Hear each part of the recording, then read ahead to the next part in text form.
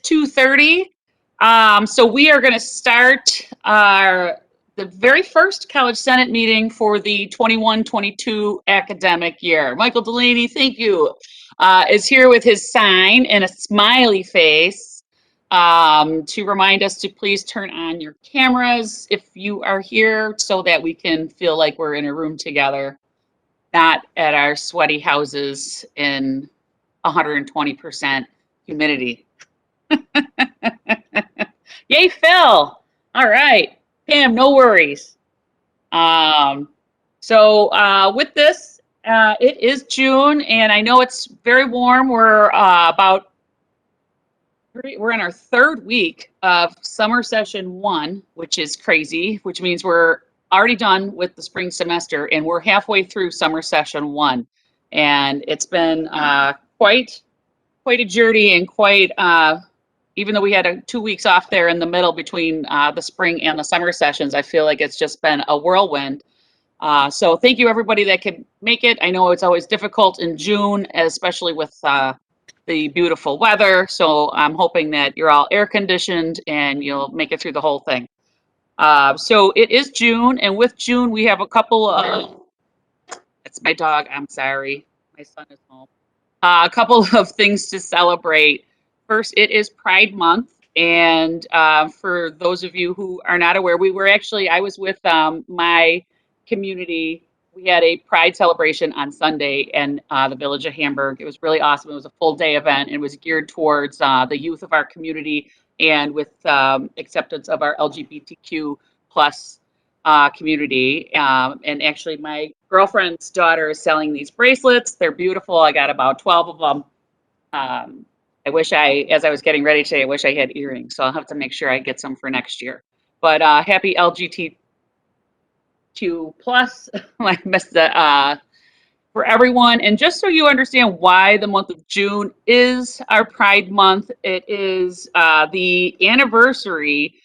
So June 28th, 1969 was the Stonewall Uprising and riots in Greenwich Village in New York City, which was a place where some of our LGBTQ community would hang out and things like that. And the police raided it, and it was one of the first times that the community witnessed it and fought back and rioted against the atrocities that they were actually witnessing. So it was a really a big turning point for our community. So that is why June is our Pride Month. And then we also are going to be celebrating Juneteenth next week. Juneteenth is, of course, and actually I had a conversation with my boys about this because they know they're off because now with New York State, it's now a holiday. So a lot of academic calendars were adjusted to help celebrate Juneteenth. My elementary boys aren't real sure about what it is. They have an idea of what it is, but my middle school boys do. We had conversations about it. But what it is, it's the anniversary of the Emancipation Proclamation, which was issued by Abraham Lincoln back at the Civil War. And it wasn't necessarily the 13th Amendment that freed the slaves. The slaves freed themselves, and they were given the tools to do so. But on June 19th, 1865, Juneteenth is what is actually commemorates the date that General Gordon Granger entered Galveston, Texas to lead the Union occupation force and delivered the news of the Emancipation Proclamation to enslaved people in that region. And it's that specific event that prompted Juneteenth. And it has grown, obviously, a little bit every year, and finally New York State has caught up with the times, and it is now a recognized holiday in New York. So two very important holidays for two very important groups of our community at ECC, our students, staff, and faculty. So happy Pride and Juneteenth, everybody. So with that, I also would like to say congratulations to Tanika Jackson. She is not here right now because she is getting an award. And I would like to invite fellow counselor Allison Ford or Phil Struble to tell us a little bit about it because it is pretty outstanding. Yes, I am actually. I made it. The ceremony just ended. So I'd like to congratulate, not to cut you off, Allison. I'd like to recognize, and I think I can share a little bit, a little photo. We just got back from the charter school from Applied Technologies for they had a kickoff for their early college and career pathways, which is a partnership between us and them to help students get about 55 credits in high school, and they can, through us and Buffalo State College. But in addition to that, the actual charter school for the work that Tanika Jackson has done over the years, and not to talk for too long, Colleen, but Tanika every August she'd be in that school before school started, doing instant admissions for students. She worked with Cheryl Duquette as well. We would offer the RISE programs, bring these students on campus every so 2 terms. Last year with COVID kind of threw a wrench in it, but as a result of all that work that Tanika started, it really kind of helped develop the partnership that's kind of led to this other early college and career pathways. And there's my son, excuse me. So I want to just recognize Tanika for all her work and thank her for that service. It's a big deal. So one of our own is kind of making a difference. That's all. That's awesome. Thank you so much, Yes. Phil. And I want to thank Allison Ford. She offered to pinch hit. I was texting her about 5 minutes ago to let her know she was up. So Yeah. you spared her. So thank you, Phil. Yeah. Thank you, Allison. And the award is for, I'm sorry, I didn't say what the award was for. It's for outstanding dedication and excellence to education. And the organization that gives the award out that they nominated us is NIFIC. I don't know if everybody's heard of NIFIC, the Niagara Frontier Industry Education Council. So it's a big deal. So Absolutely. Thank you, Phil. thank you. And I also want to take this opportunity that we are doing awesome things, all of us as a collective whole. And I want to reach out and say thank you to the counselors that let me know that Tanika was getting this award. And if there's anyone else in your areas that are getting these awards, I think it's very important that we celebrate all these important things that we do. So please, if anything like this happens in your department or your division, shoot me an email and I'd like to talk about it because we do awesome things. And sometimes it's hard with, getting bogged down in grading and enrollment and budget. And there's a lot of negatives sometimes. And I think we forget about all the positive things that we are doing collectively. And we need to celebrate those things because I think that's very important. So anyone else, just, please reach out if there's other awesome things that anyone is doing, because I would love to share. And I think that's also important business of the College Senate. Thank you, Phil. So with that, I know Interim President Reuter has to jump off at 3. So I want to invite him to give us a presidential update.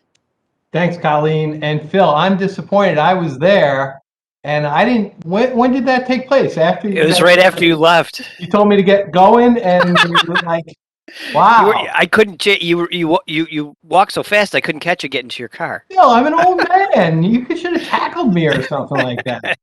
No, it was a great event. So thanks to everyone involved, Adium, Doug, Tanika, Cheryl, Phil. It was a very nice event. And you're right. There's a lot of good things going on, Colleen. So we need to celebrate when people accomplish these things for our college and our community. As Colleen mentioned, going to have to drop off. We have a 3:00 exit conference. We have our accreditation visit right now with our radiation therapy site visit. So we're having the exit at 3:00. I'll just have a few brief updates. The presidential search, the search committee was informed yesterday afternoon, and then an announcement went out this morning to the college community. The board has decided to extend the search, and they plan to reconvene the presidential search committee and continue with the search process. Our college operating budget was approved unanimously on May 27th by the Board of Trustees. The county has increased its support to the college by $1 million, and that will be a permanent increase in our maintenance of support. And that allowed us not to move forward with the tuition increase for our students for next year. We obviously still have some significant financial challenges as our enrollment continues to decline. The cost of our Workday implementation and maintaining two systems, Workday and Colleague. We've not been the most effective of managing our staffing at this institution. And if not for approximately $29 million of one-time federal stimulus monies, we would be in a very different fiscal condition right now. We would be having a difficult time being open for business, quite honestly. So we still have a lot of challenges to go. I think we're starting to make some headway. As far as the budget development, it was submitted to the county executive. He just transmitted it to the Erie County Legislature. We are scheduled to be in front of the Erie County Legislature on June 17th to give a mid-year budget update, as well as to address any questions they may have on the 21-22 proposed budget. And then the Erie County Fiscal Stability Authority, the control board, has asked for a copy of the budget, and we will be presenting to them. I will say we need to continue, I'll call it, to be on a spending diet, and that's in both contractual services as well as personnel. We need to continue to look at opportunities to grow enrollment, and I'll give a shout out to everybody on this call because everyone's involved. The faculty, the administration, staff, everyone's stepping up with new ideas. No idea is a bad idea. But we have challenges. We need to move people around. We have to live within the confines of the collective bargaining agreements. We may be looking at layoffs, maybe looking at shifting more staff. So we are not out of the woods. That's our largest cost. And unless we do something very proactive and dramatic, we're not going to lower those costs. The only, I guess, glimmer of hope, the good news that we're seeing is summer enrollment right now is actually up from last summer. It's still down from summer of 19, but at least it's not down from last summer. So that is a positive trend. And what is very interesting, Fabio and I have been going back and forth. What is interesting, we're starting to see a significant increase in not only our full-time students taking summer classes, my apologies, full-time students matriculating in the summer, but we're also seeing a significant increase in our Black, African American, and Hispanic student. We're up in 2 years, almost 5%. So we're up from 14.6% to over 20% of our student population. So I'm not sure if it's students that have not just gone to school last year or decided late, whatever the case may be, but we're starting to see a shift. And then just a couple quick COVID-related items. I know Mark and Amy will give an update. I do want to mention that if anybody watched the news, we will hit the 70% mark of vaccinations in 8 days, now 7 days, according to the governor. So things will be vastly different. We are realizing that almost every day we have to change. We are planning on being face-to-face in the fall. We are planning to have staff come back August 2nd. We continue to do pool testing. Since the beginning of the summer, we've done 767 pool tests, and our positivity rate is absolutely zero. Not one positive pool test of all those that have gone through. And the county continues to use our North and South campus for vaccinations. We've had 3 major high school events, and a 4th event is scheduled for tomorrow, and that's for all the Northtown high schools, Amherst, Williamsville, Clarence, and Sweet Home, I believe. And that's a major recruitment effort that's going forward that Phil and his staff are really doing a great job. So the county is going to wind down probably by the end of June, both the South Campus and North Campus usage of the gym. They'll probably pivot to using DMV at South Campus for vaccinations.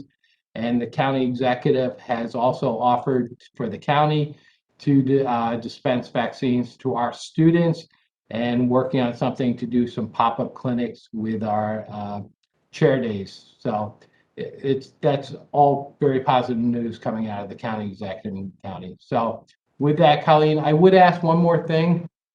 Knowing that I not knowing if I'm going to be here for the September meeting, is there any way to have And I know Kim does a great job, but the information that's going to be discussed is the agenda out prior to the day of the meeting, so we have an opportunity, because there's a lot of attachments, and quite honestly, I just got back from CSAT, and there's a lot of stuff I would like to review. So, thank you so much. Any questions? Thanks. Great. All right. Thank you, Bill. And we can definitely try to coordinate that to get the documents up sooner. So with that, next on our agenda, I have Amy Yoder and Mark Pacholik for any COVID updates. Hi, everyone. Happy summer, right? This is awesome. I love this weather. So just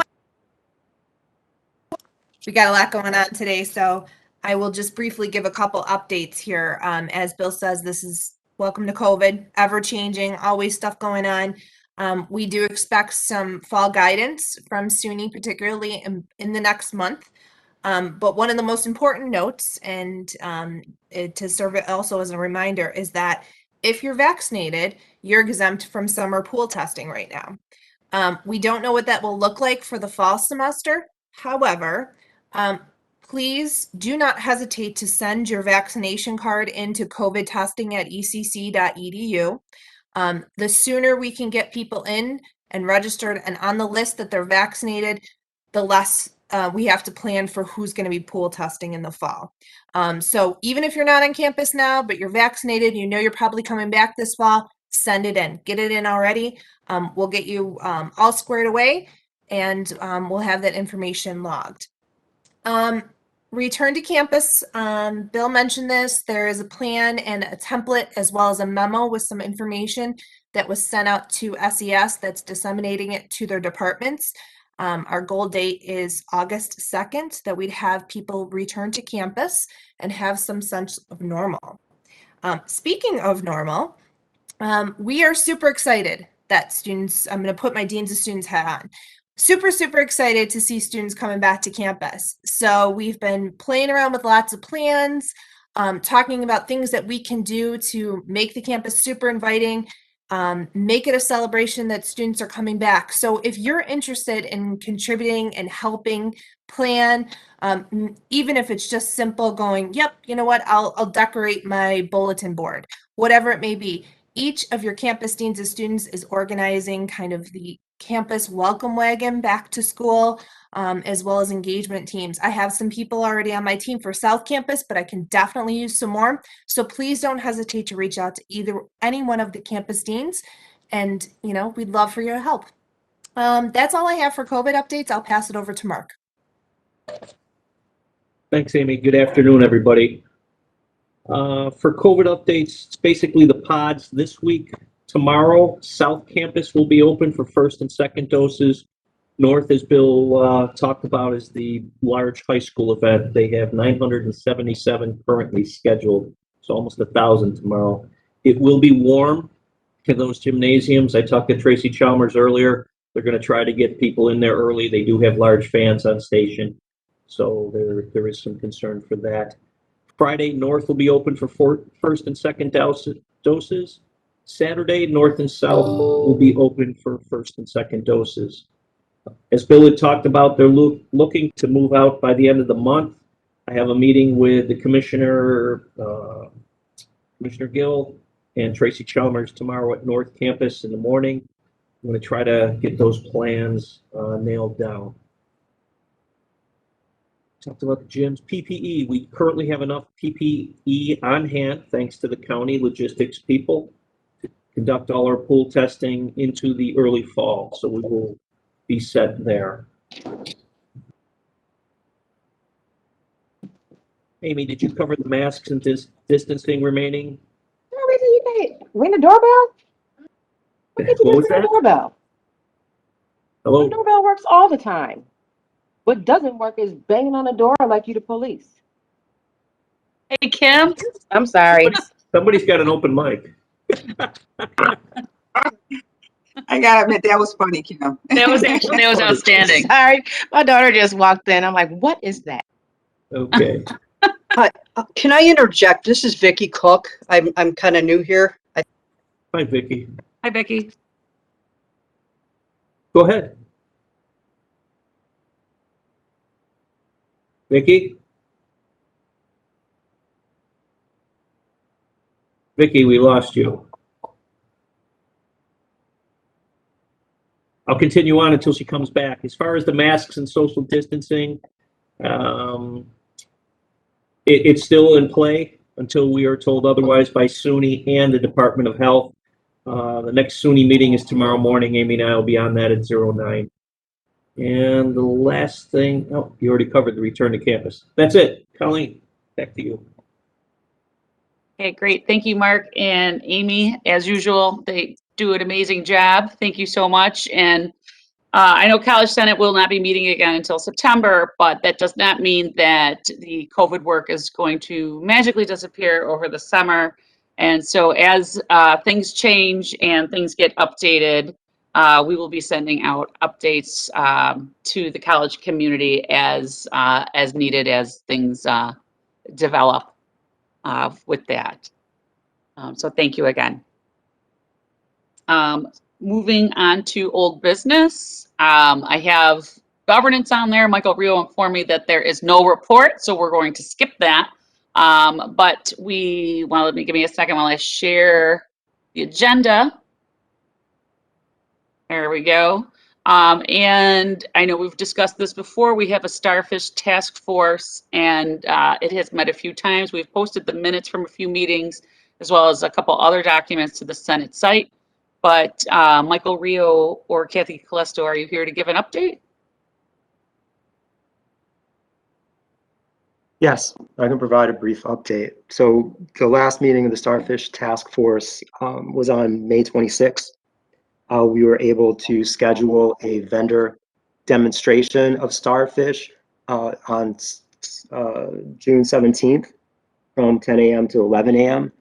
This gives us an opportunity to review potential use of Starfish on campus, optimization, workflow, address faculty questions, shared governance questions about the use of Starfish, and can be attended, or questions could be forwarded to myself or Colleen, or just out there somewhere, and we'll get those questions to people attending that presentation. The ongoing work of the task force will continue through the summer. We've made some progress, but there are still a lot of questions that from a faculty perspective remain unclear. There was a clearing of flags, bulk clearing of flags on Friday, June 4th.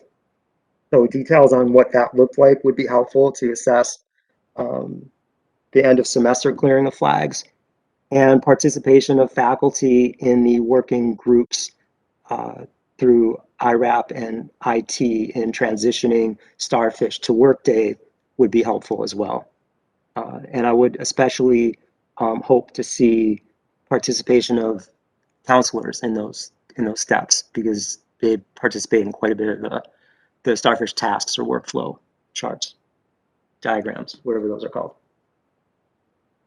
But notes are in the documents attached, and further documents are available in Microsoft Teams. And if anyone would like to get into that team site, just let me know. We can open it to everyone or people that would like to see supporting documents. I think that's it. Questions or comments?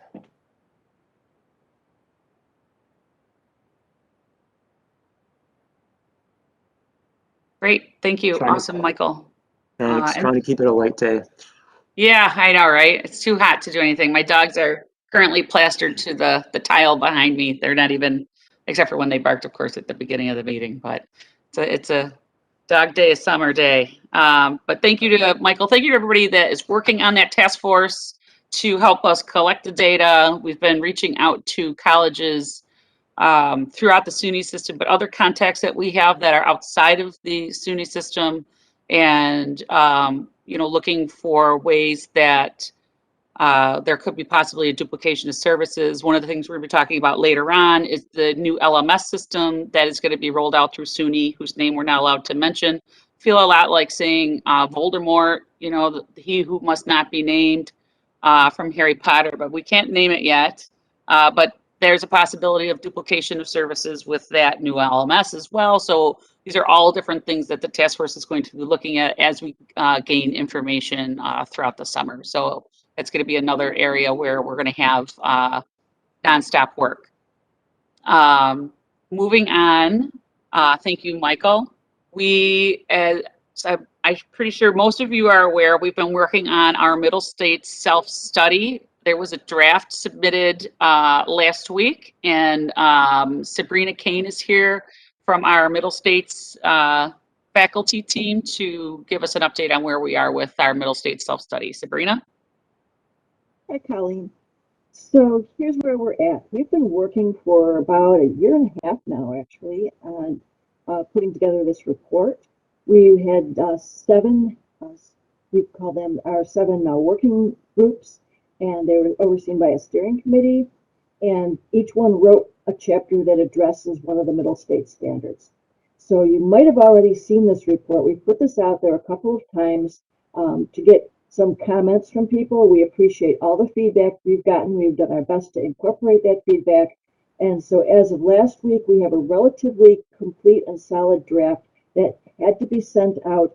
And it went to the chair of the committee that is doing the site visit. So this is Dr. Anthony E. Monroe, the president of the Borough of Manhattan Community College from CUNY. And so he's going to be reading that and giving us feedback. And then we're going to have one more draft that we're going to actually be doing, and that will go out to the visiting committee in general. And we expect to have a site visit from Dr. Monroe. It's basically, that's a pretty low stress thing where he just has to visit and verify our campus facilities. And then the actual big site visit that everybody knows about, it's a big deal, is actually going to be virtual this time around. It will be held from September 26th to the 29th. And you'll be hearing more about that as we get closer. We really don't know what kind of format that is going to take because it's all kind of a new discovery here with the, we're still dealing with the COVID situation. In the past with the Middle States site visits, people have been called in to talk to the Middle States group. We've had like meetings of, say, department chairs, or they'll call in certain people they want to talk to about assessment.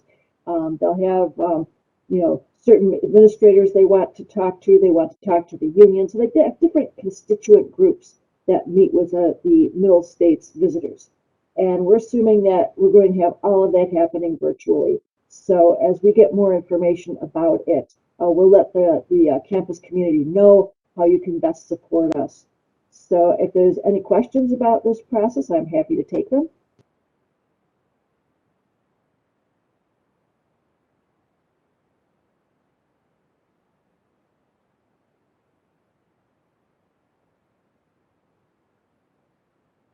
Looks like you're off the hook. Great, thank you. Thank you, Sabrina. Hi, this is Victoria Cook again. Can you hear me? Yes. Oh, wow. Okay. I still have it totally just flipped me off and I had to log back in. I just have a question going back a few minutes. Colleen and from, I believe, Amy Yoder. I think I said your name right. I don't know if this is brought up. I don't feel comfortable with uploading my document to that website, my COVID vaccination document. Is there another way to do that at this point? I just don't feel comfortable with my personal health, this going to somewhere, this site, and, it may be secure, and we've heard that before. Is there any way that we can I finish for a minute? Is there any way that we can maybe get ECC nursing involved, that we can do something different, like a hard copy? I don't know if I'm the only one that feels uncomfortable. I just don't feel comfortable with that. Victoria, I'm gonna Yeah. put my email address and my phone number in the Oh, chat. Amy, there you are. Yep, and you can give me a call and we can talk directly. But just so everyone knows, that is a secure email site. Right. I did work with Dan Barkowiak on that. I'm the only one that has access to it. So this is not shared information. So we did go through all of the channels of following, information technology and all security protocols. So I'll put my contact information and we can talk offline. I'll do that. I appreciate it. Thank you. Sure. Great. Thank you, Amy, and thank you, Vicky, for the question. Thanks. Thanks, Colleen. That's all I had. Sorry. Go ahead. Okay, so I'm just going to pull up the agenda again. And we're going to move on to some new business. There is an advanced studies recruitment initiative going on right now with Buffalo Public Schools under the leadership of Adiam Sagai, who is one of our AVPs and Dean. She is not here to discuss some of the efforts because she's also with Interim President Reuter and Provost Scheit at the for the respiratory department and all the good things that they're doing. There's been a faculty team of myself, Patty Kaiser, Dave Uzinski, and Adrian Rannick that have been working with different departments to keep you from having to listen to me all the time. I didn't know if Patty or Dave wanted to give a quick update on where we're at. I could say no, but no. But you're not, because you're my friend. Yeah, but I won't do that. You could have told me this a couple of hours ago. That would have been helpful. Well, I told Dave, sorry, and then he's out. Yeah, no. Okay. Well, we've been in a holding pattern. We were very busy last month, and now we are in the gathering information and putting the reports together. This is a very exciting. I'm reading chats while I'm trying to talk at the same time. Opening up the Buffalo Public Schools for our advanced studies program is a wonderful breakthrough. Some of us have been working on this for 10 years, probably, trying to figure out how to provide a really good quality advanced program for the city of Buffalo. There have been changes in tuition for those students. There's been changes in how we do things. Adiam has provided wonderful leadership. She's a terrific process person. And that has really pleased me because I tend to be a process person. I was trained as an engineer before I was trained as an historian. So I like systems, and she's putting together a system. We took our horse and pony show out and met with all of the divisions of the college. So everybody, we at least reached out to everybody. Not everybody attended, but the word is out, faculty-driven, unit-driven. What can we provide? How can we create relationships? How can we build this program, not just as an income generator, but also as a recruitment tool, so that we build relationships with the high school students, and then they come to ECC because they've already got some ECC credits and they know us. They have met us. So we are in putting that together, and hopefully by fall, we will be operational. I want to thank all of the faculty and units who worked with us to provide that information. And it's not too late. If you guys want to talk about what your unit, your division, your department can offer, contact us or put it together and send it off to Adiam's office. Anything else, Dave? No, you did a great job. Thank you.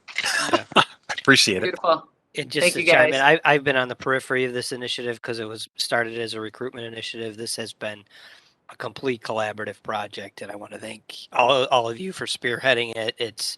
We're really building something that we're going to be able to use as a template for other districts that have the free and reduced lunch. So it's not going to just yield Buffalo Public School students. It's probably just going to yield more students in general. So thank you all. Awesome. Well said. Thank you, Phil.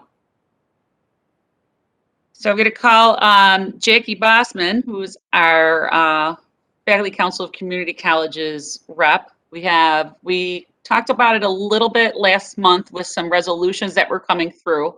And I know I see Erickson on the call. We've talked about this at Faculty Caucus of the Senate, but there's 4 resolutions coming out of of Council of Community Colleges.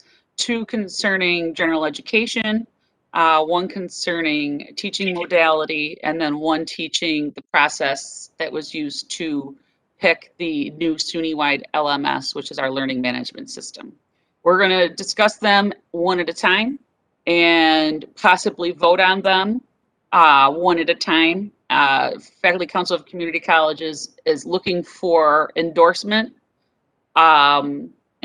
with comment or just comments. So we have a lot of freedom here. We don't have to just slam dunk them and send them back to Faculty Council of Community Colleges. And we're going to talk about the general education resolutions first. And with that, I just want to also preface this with, because I know Erickson is, you're all going to get a show in a few minutes. He's so knowledgeable with general education and all the ins and outs. Every time he talks about them, I learn something new. It's awesome.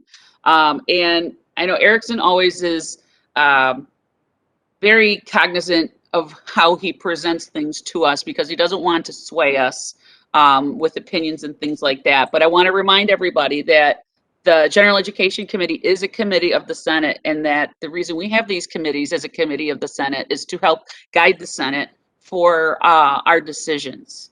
And so I want you to make sure that you listen very closely to some of the things that he has to say and recommendations that he has. I know several of us that are here today were also in on these conversations, and so I would prefer this to be a robust conversation about these resolutions. So with that, Jackie, I'm going to turn it over to you as I pull up the general education timeline resolution. Excellent. Awesome. Okay, so there are, as Colleen mentioned, there are 2 resolutions regarding general education. The 2, I think it's very important, I've said it in every conversation we've had about these resolutions, that they should be considered separately. Endorsing one doesn't mean we have to endorse the other. And just for just a brief explanation of the timeline resolution, the FCCC came up with particularly the timeline resolution to say that or point out that the timeline is too swift, right? And the idea is that the timeline for the new general ed framework will coincide with the new LMS. There is still discussion on when exactly that's going to happen. There's speculation on when that's going to happen. But in regards to the timeline itself, when we consider it, while considering all the new requirements, the FCCC is saying that the implementation expectation is too swift.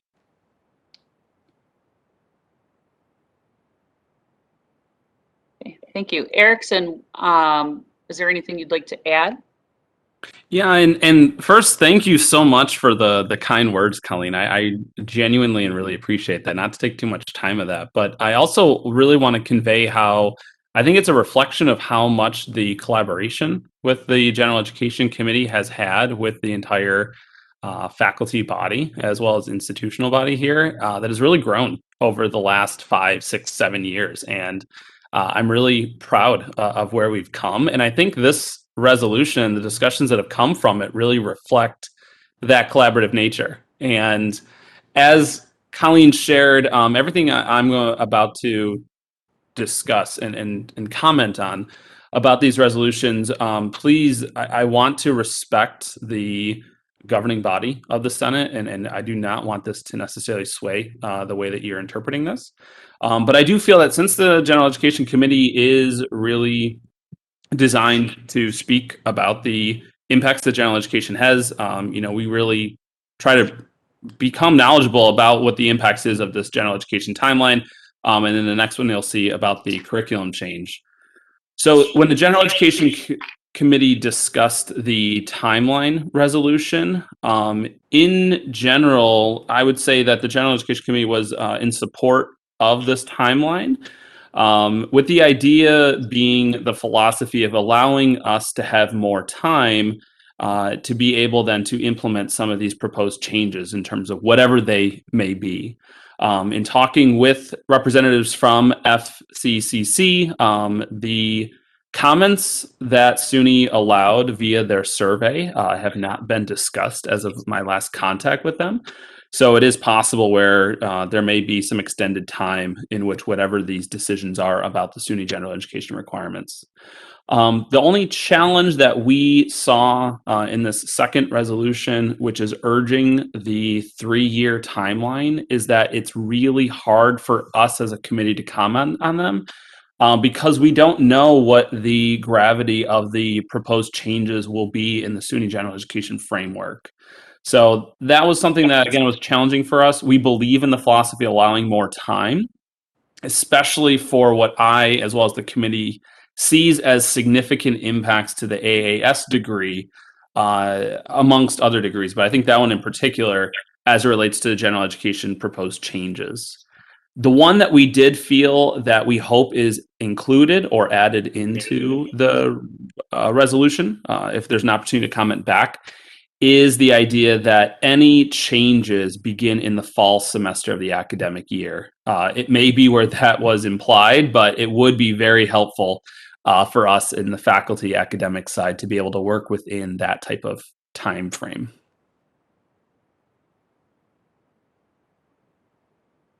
Great. Thank you, Erickson and Jackie. So before I open this up for discussion on the floor, I would like to have a motion to endorse. So moved. Thank you, Cooper. Second. I'll second it. Thanks, Tom. Any discussion on this particular resolution?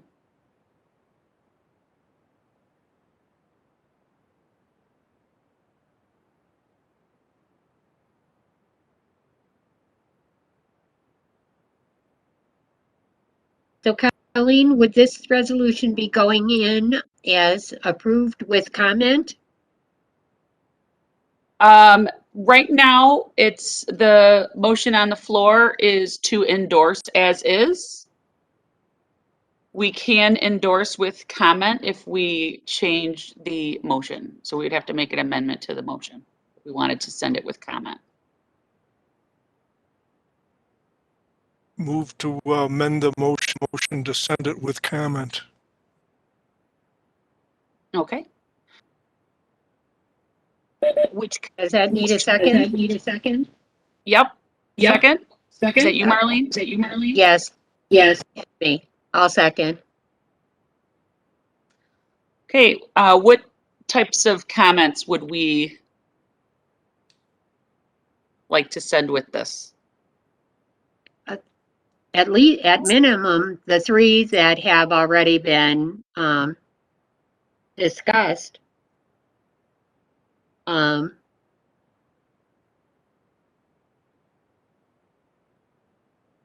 The comments that were submitted by the Gen Ed committee.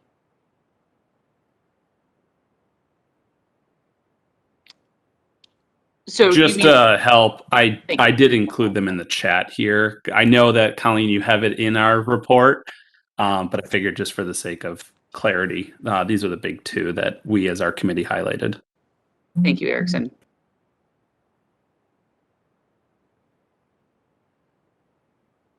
Right. So I'm going to just read those comments quickly. General Education Committee, the two comments, if we endorse with comments.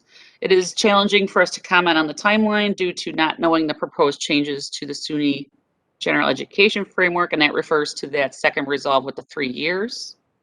And then the second comment is we recommend the approved framework changes are to begin in the fall semester of the academic year. If we are okay with those comments, we can approve those comments together as a block, or we could make a motion to vote on them separately. Is there any discussion on those 2 comments or wish to add? Sorry, Colleen, I didn't mean to add. There was that third one as well about, in general, we agree with the philosophy allowing us additional time to make the amended changes. I wanted to include that too. I missed that one. Oh, it just came up. There it is. So yes, see, so thank you. So there's three comments, with the third one being, we do agree with the philosophy. I guess the only question I would have are B and C are, I think make sense. The first comment, my question would be, is it a necessary comment? Without being like, it's challenging for us it's challenging for us to comment on the timeline. Is there maybe a way we can rephrase it into more of a statement about the resolution itself? This is Joanne Comerauer. I agree, Jackie.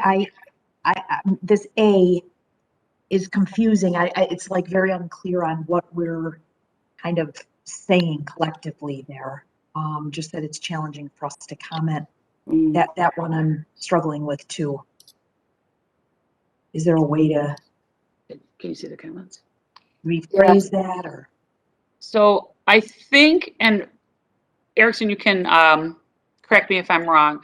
I think what it is that we're putting a timestamp on something, and by saying 3 years, we're making an absolute time commitment, and it's so we're extrapolating from incomplete data is what we're doing, and I think that's where the trouble is. And that's really correct. And it is challenging because we're going a bit out of order in terms of how the FCCC resolutions came out.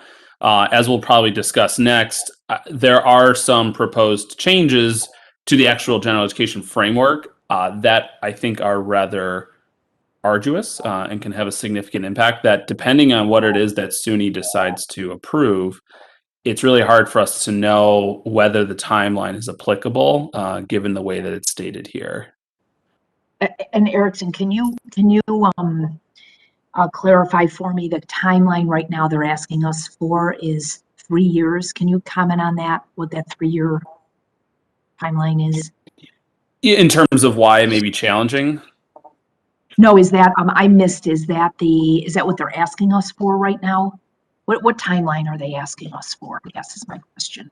The 3 years is, as Jackie highlighted, that's the FCCC's resolution. Okay, all right. I just want to make sure I was clear.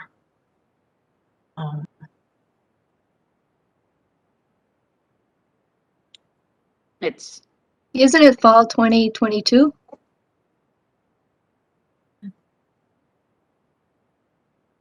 The idea, I think, was that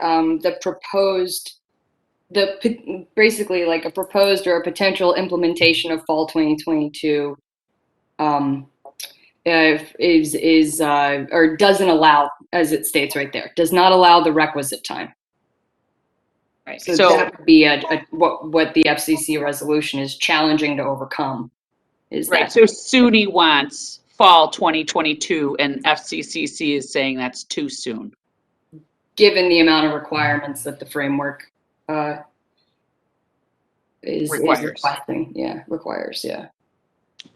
And Erickson's to provide a little bit more context, that fall 2022 was a date that was included when SUNY came out with their original green and white papers to the general education framework changes.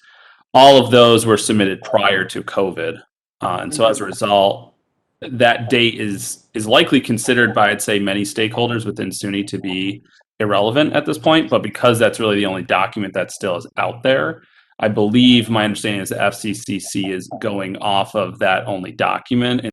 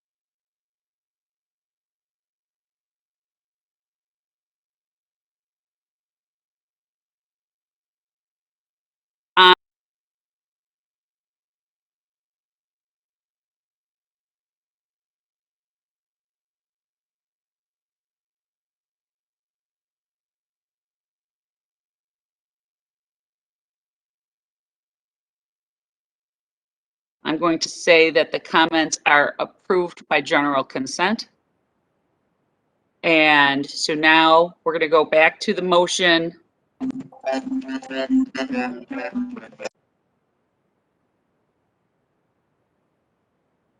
right, hang on. Stop sharing for a second. Okay, I'm going to go and try. Why can't I make it full? Hang on.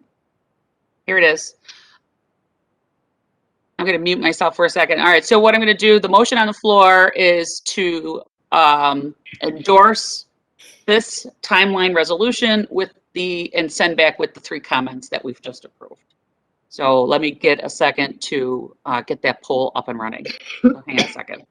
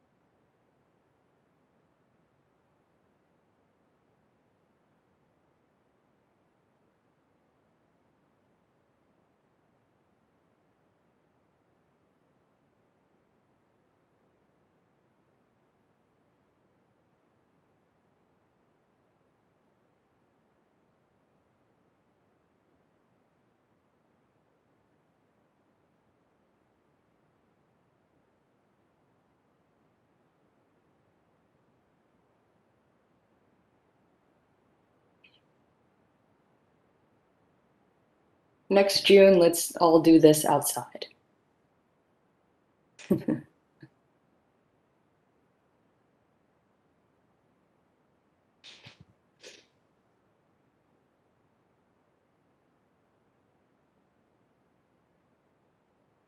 my ability to make a poll just went away. There.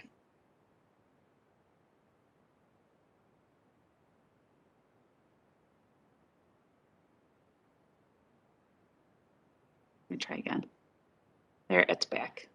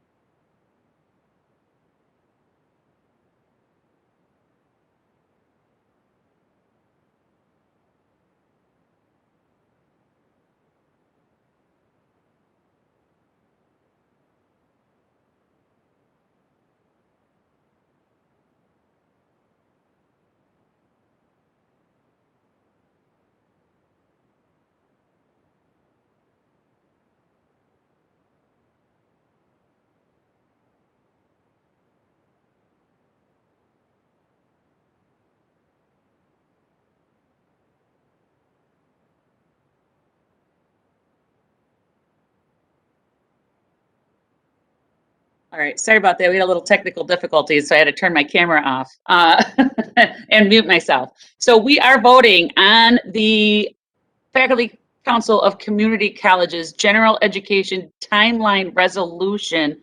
We're voting to endorse it with the 3 comments that we discussed that we passed by consent. And the poll is open.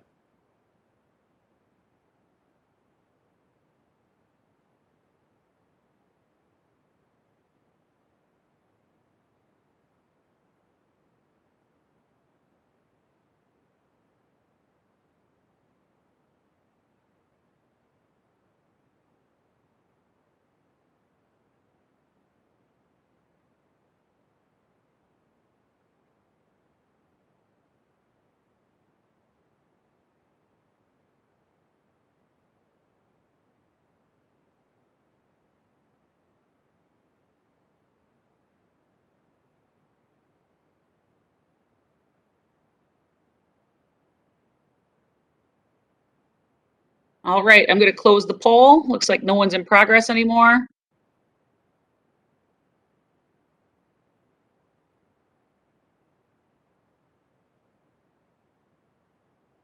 Okay, and with that, we have approved to endorse the General Education Timeline Resolution with the 3 comments. Jackie, I'll make sure I send them to you so that you can forward on. Excellent. Thank you. You are welcome. All right, so we have another general education resolution. And I'm going to share it. Maybe.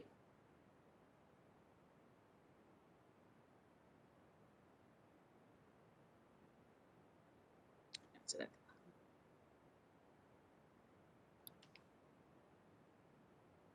Yeah, and this second resolution about the general ed framework included ideas from multiple campuses and delegates, including oral communication being a knowledge area, not a competency, and the idea that many social science classes may contain scientific reasoning.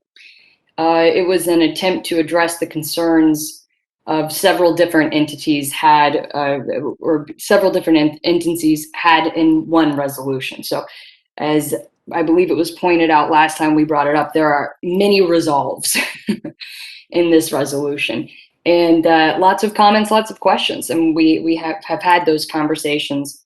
And yeah, I think, as we mentioned before, Erickson has some really excellent insights. Yeah, so this one, I want to respect everyone's time. This one has a lot of substance within it.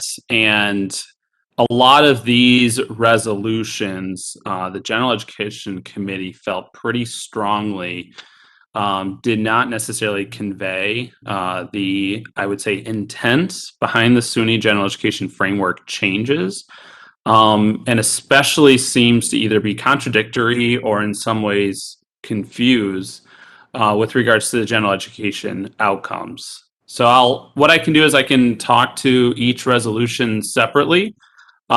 We did combine our comments about oral communication and global learning for the reasons that I'll mention in just a second. But the first one about the social science courses able to apply quantitative methods, allowing them to meet the scientific reasoning requirement. For this one, what it is that we felt was important is to clarify the justification for what these non-traditional science classes would be, specifically looking at, let's say, a scientific methods type class.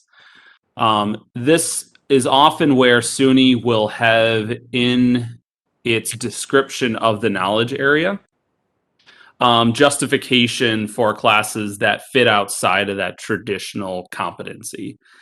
They do it currently, for example, like with humanities or arts classes that may fulfill the competency but are outside of what would often be considered that traditional area or discipline. So we felt that having that here would be really helpful to clarify what exactly it is, especially because currently the listing for that knowledge area is natural sciences. but the proposed change would have it as natural science / scientific reasoning.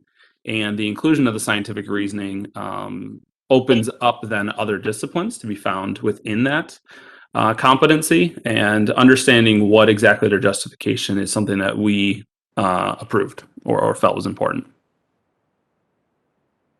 For the other two, so oral communication and global competency, this one I would say we were somewhat against, not in the sense that these competencies are not important, but to give a little bit of background about why the SUNY General Education Framework changes were even proposed was to hopefully make it easier to comprehend the importance of higher education systems within SUNY to fulfill the middle states general education requirements, which currently many individuals across a number of institutions find rather confusing. To be able to understand, well, what is then the SUNY general education requirements and how does that compare to the middle states requirements? When you look at the middle states requirements, which is important to know that SUNY is governed under the middle states accreditation, you'll find that oral communication and global learning are already there as competencies that all degree programs have to fulfill. So the idea here of really kind of stipulating that these are then separate knowledge areas in addition to the ones that have already been identified would lead us back to having 10 different knowledge areas, and the current framework is looking to condense these down to a smaller number. So going then from 10 down to 8. Well, if you include now oral communication and global learning to the new proposed 8, we're back up to 10, which has, I think, long-term effects, especially as it relates to the AAS degree and the proposed changes that they're looking to make, as well as to the AA and AS degrees. So this, to me, is one that the General Education Committee really was against because of the idea of adding more knowledge areas, on top of the fact that these competencies are already required according to the middle states standards. The one after that about the FCCC, we wanted to clarify. So the AOS degree is one that does not have any specific knowledge area requirements, and they're still retaining that.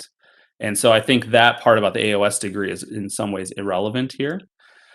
The AAS degree is already required to meet the middle states general education competencies as well as the AOS ones, which for us here at SUNY Erie would be your 8 Erie ILOs. So the idea then of saying to reduce down, to 3 of 8 or these different 4 competencies specifically makes it somewhat confusing, because the idea is that, well, if I'm fulfilling 4 competencies, okay, I'm fulfilling the SUNY one, but it's not enough to fulfill the middle states ones. And so that's something that really, I think, leads to more confusion then, whereas the original intent of this framework was to try to improve an understanding about the middle states and SUNY general education requirements. The other question, and again, I think this is really relevant for the AAS degrees, is the current proposed changes of having a certain number of required knowledge areas for the degree program. And so whenever these changes do unfold, I really recommend AAS degrees reach out. And to me, I'm happy to help out in whatever way possible, because as many of them know, in terms of the degree credit cap, now making sure that you're fulfilling a certain number of required knowledge areas on top of a certain number of credit hours of SUNY general education approved courses is something that I think is really pertinent to that degree program. And then to the last one, that one we did approve. We did find that the idea of having a global learning and diversity competent and diversity, I should say these are 2 separate things, competency class contribute to the 30 credit hour requirement, we were in favor of. Something though, and this is the last comment, was what we were very surprised with, and those who were in attendance at our last meeting, was there was nothing mentioned in this resolution about the proposed changes to the history knowledge area, which from our standpoint as a committee was one that I felt was almost the greatest change to the knowledge area distribution requirement. And so we were very surprised to see FCCC not comment on the restrictions specifically to only U.S. history, as well as the inclusion of the civic engagement requirement on top of the history requirements. And so that was something that we felt was a strong omission, in fact, from this section here, that we absolutely did make our comments to SUNY about. And I'll put those in here about the knowledge areas pieces to it. And those are our comments. So I'm happy to clarify any of those. I know there's a lot thrown out there, so happy to clarify. Great, thank you. I saw a question. Oh, from Dave Uzinski. Does this mean a student may satisfy the SUNY Gen Ed requirement for scientific reasoning without ever having to take a course from the science department? That's a great question, Dave, and it's hard to know without understanding what the competency description will be that SUNY approves for scientific reasoning.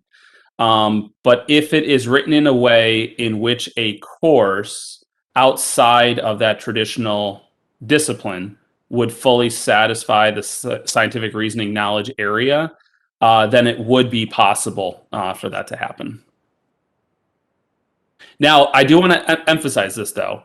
There is a distinct difference between the SUNY general education requirement versus a program requirement. So programs will always have the jurisdiction on what they feel from their subject matter expertise about what specific classes are required to then fully satisfy that degree. The general education components are a part of that, but by no means would this ever supersede what is required for a degree program to fulfill, let's say, the natural sciences degree or social sciences degree, whatever degree that you have. So degrees always have the ability to stipulate what specific classes are required to help prepare students to be successful in that respective industry. So I have a question really quick also about the scientific reasoning. So the FCCC resolution, the very first one, is essentially saying that recommending that social science courses that apply the quantitative methods should be allowed to meet that requirement, which might say that some courses that meet the conditions of the scientific reasoning competency I'm sorry, let me restate that. Some courses that would reach the conditions of that competency would cover that competency even if they aren't natural science courses. If I'm understanding that correctly, could you just restate your criticism really quick so I can wrap my mind around it? Yeah, it's not necessarily there's criticism about it from the General Education Committee, but rather we would recommend that there's inclusion of some sort of justification or description that speaks to what would be looked for or required for a course outside of that natural science discipline. Okay. Beyond the or more expansive than saying courses that apply quantitative methods. Right. So Okay. specifying what exactly would that look like, similar to the precedent that they've done with the SUNY knowledge area of like the arts or humanities. Right, right. Would that possibly be satisfied with like a basically like a demonstrative definition of scientific reasoning, the competency itself, the one used by SUNY? Yeah, and I think again, if they followed the precedent from those other knowledge areas, that they have language in there that often speaks to how a course outside of those traditional areas and disciplines is able to fully satisfy that knowledge area. Okay, cool. Thank you. I also had one other question regarding, I gotta check the numbers here. Yeah, because there's so many resolutions. I'm like 1, 2, 3, 4. So I heard, and I'm not exactly, I'm not like totally knowledgeable here. So this is like a question, right? So I heard that the Middle States general education requirements and the SUNY general education requirements aren't automatically identical. Yeah, and I chuckle there because that's actually what led to a lot of the creation and the push for this general education framework change and revisions was to make it ideally where the two would be more complementary to one another. And my concern is that some of these proposed changes may actually lead to further confusion about the importance of both of those general education requirements. Okay, great. And I'm sorry if I'm making you repeat yourself. I'm just trying to gain some as much clarification as possible. And No, and please note too that I did include in the report to Colleen, so it's on the Senate site, all of our comments to each of the resolutions. So you can always use those as well if it's helpful. Perfect. Thank you. Thank you. And then just one other question. This is the last question, and it's sort of broad and, maybe just kind of hypothetical, but I think it's one of the questions that are at the foundation of the resolutions, and that is, should SUNY impose new general education AAS and AOS on the AAS and AOS degrees at all? I've heard it's a bit unprecedented, and it might be one of the more broader concerns. Yeah, and I think that's something that's outside of this resolution. If you were to ask me and to, on the spot here, convey what the General Education Committee would feel, I would say that it's not necessarily a detrimental thing in that SUNY is imposing general education requirements on the AAS and AOS because of the fact that they have to still abide by the middle state's general education requirements. What I feel may be challenging for the AAS degrees at this time in particular is that there are specific distribution requirements in the new proposed changes, in which now those degree programs that already have a credit cap are going to now have to also uncover ways to be able to reach that distribution requirement, whether it's 3 or 4. The middle states requirements, though, are more infused competency based, which means that by the time that the student finishes the degree, they have to show evidence of where they obtained these particular competencies. And so as a result, it may be something that through a synthesis project or something to that effect, they're able to demonstrate those general education competencies or through a curriculum map. It, in my opinion, doesn't impose as many degree or credit hour restrictions as what the distribution requirement currently would do that SUNY is proposing to have. Great, thank you, Erickson. So at this point, we have some decisions we can make. And before anyone starts making motions or seconding, I just want you to know we have a couple options. We can make a motion to endorse. We can make a motion to not endorse, either one with comments or without comments. So we have really 4, or do nothing, or we could do nothing.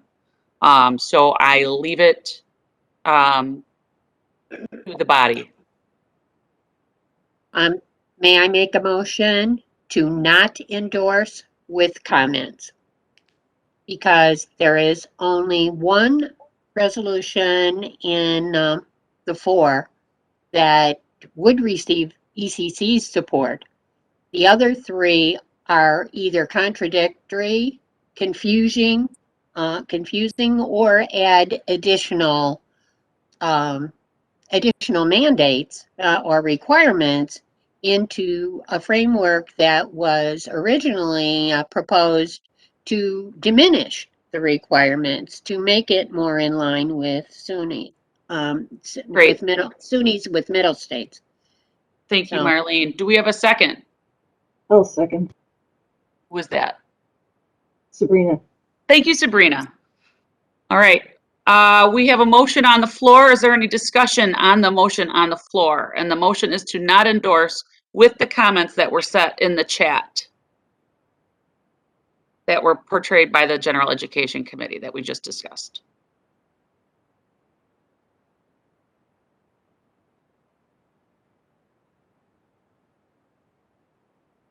I thought I had the poll all ready to go and it went away. All right, so since there's no discussion on the matter, we are going to approve not endorsing with comments by general consent.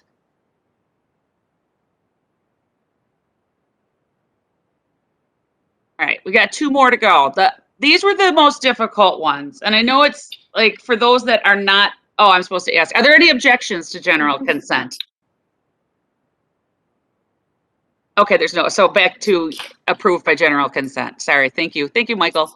So those are really, they're really meaty and they're really important to talk about, those two. It's hard because you really do get into the nitty gritty, but I feel like that is something that we need to know more about, how the general education impacts us as a college, how our students, and again, how it interweaves with middle states and the middle state standards. And I feel like that is something that not all of us are fully, have a full grasp on, just how important general education is to our college.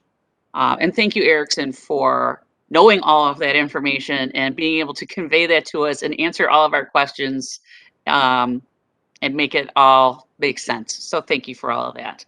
The next two resolutions are not, they're not as into the nitty gritty. Oh, I don't think you put 80% of us to sleep. Stop it. You did not.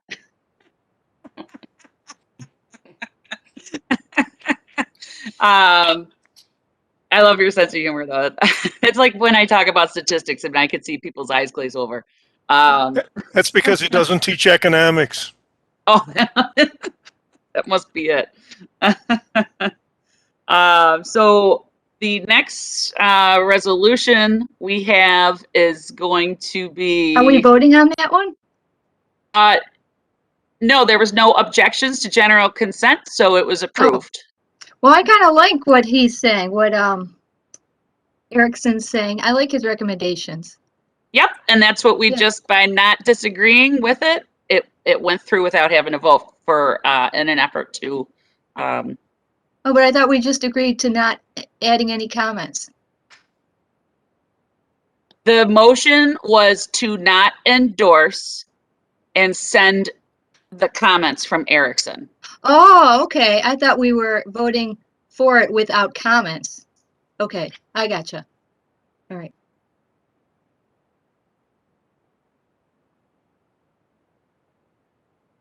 Let me just pull up the next one. And the next one, Jake, if you want to start talking about, it's faculty and modality decisions. Yes. Okay.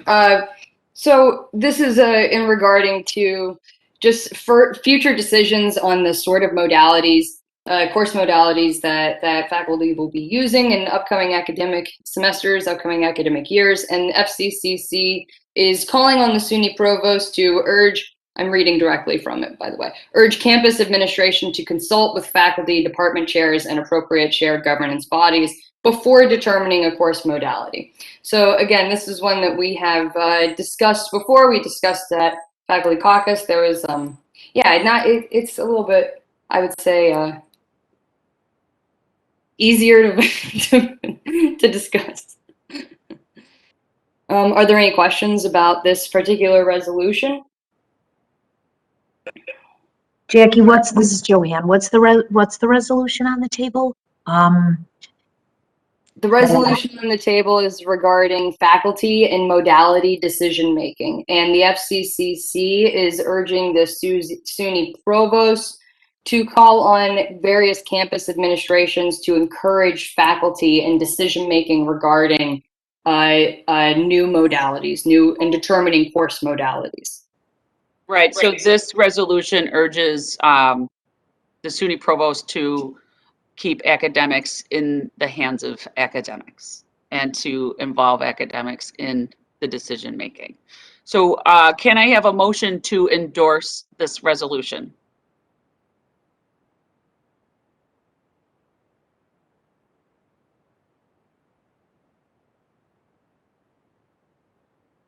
Nobody.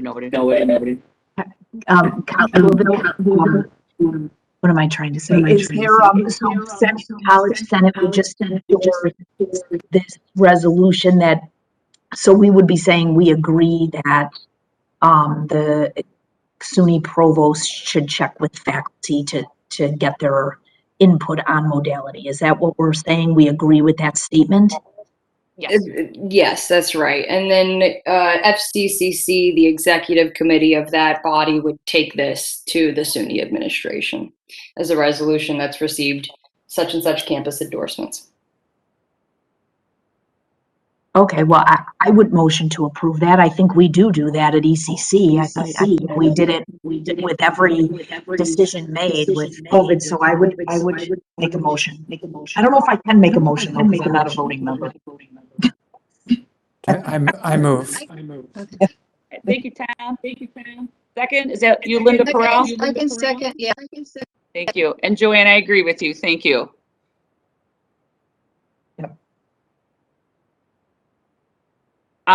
Is there any discussion on this resolution?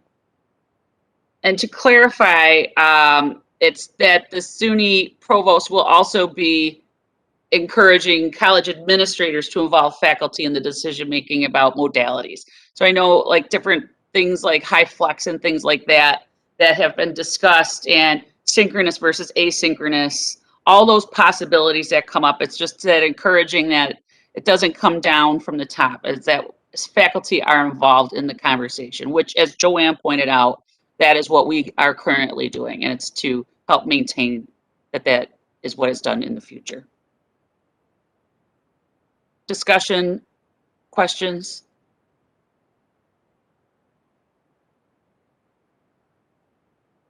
Are there any objections to endorsing this resolution and sending it to the Faculty Council of Community Colleges? Okay, so then by general consent and no objection, SUNY Erie Community College Senate endorses the Faculty Council of Community Colleges resolution on teaching modalities. All right, we have one other resolution that is relatively newer. I know we've seen the last three. We talked about them briefly at the May Senate meeting, and then we talked about them again at the Faculty Caucus of the Senate. But the last one, I'll pull it up, Jack, if you want to start talking about it. Absolutely. Okay, so essentially FCCC disapproves of the process by which the new LMS was selected. And the FCCC expects to be involved in the implementation and further of the new LMS and further decisions regarding curriculum, instruction, but not limited to modalities and educational tools. Okay, so before we discuss this, can I get a motion to endorse this resolution? Motion to endorse. Thank you, Cooper. Second. Second. Is that Michael Rio? Oh, that was Derek. All right. Okay, so I would like to open up discussion, comments, and questions on this learning management system resolution.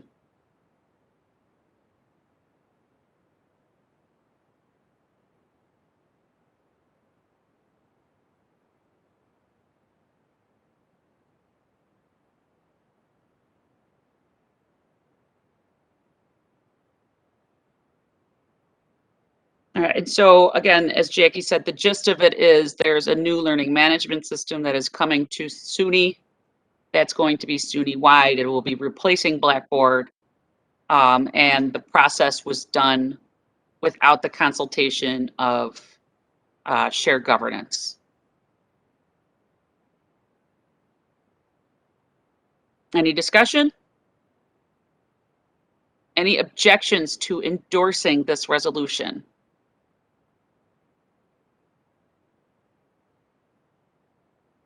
Okay, so by general consent, Erie Community College Senate is endorsing the Faculty Council of Community Colleges resolution on learning management system selection process.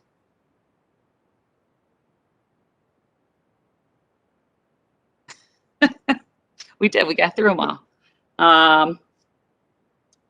Thank you, everybody. That was a lot of hard work. That was a lot of, we have one other thing to discuss on our new business, and that is the schedule for next year. So Hopefully you can see this. Can you see it? Oh. Can you see the dates? No.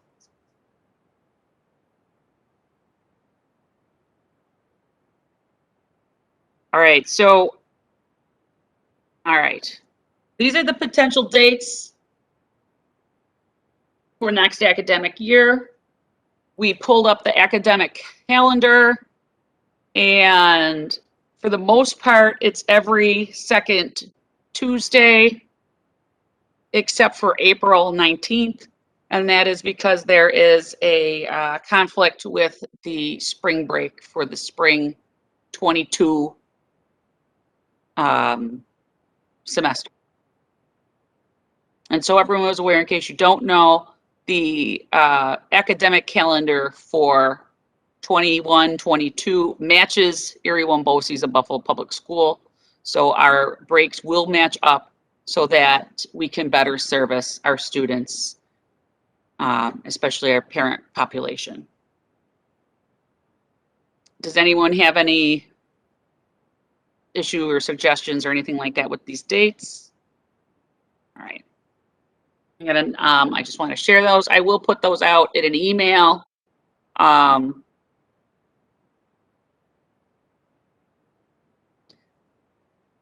And I think we did pretty good as far as making sure that there were no conflicts with the calendar. Of course, if the calendar changes, that will obviously possibly have an impact, but we should be okay.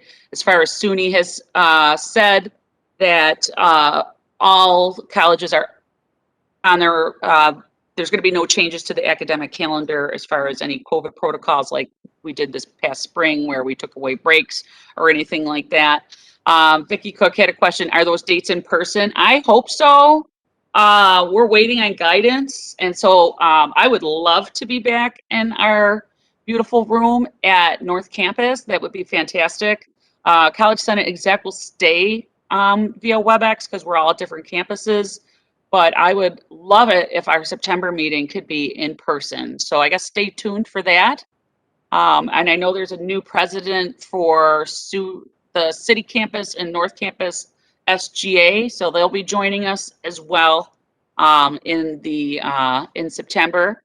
And they're getting orientations and things like that over the summer, so they'll be also ready to join us in September. So. Oh, they were both here today. Awesome. Thank you, Jason, for letting me know. I didn't realize they were both here today. I got the email right before the meeting that the elections were complete. I didn't realize they were here. So welcome to them. I'm sorry that I didn't realize they were here. So with that, it is 3:58. Good work, everybody. Good hard work. Good discussions. Good questions. And happy Pride. Happy Juneteenth. Happy almost end of summer session 1. And I hope you all have a lovely rest of the day and rest of the month of June, and that you get some time off to turn your brains off and read some fluff or watch a movie that doesn't require a lot of thinking and have some time to yourself. Colleen, did you say we do work Juneteenth or are we off? I do not know that. I know that K-12 is off. I don't know about SUNY Erie. Oh, Tracy Archie, we are working. We are working. Thank you, Tracy.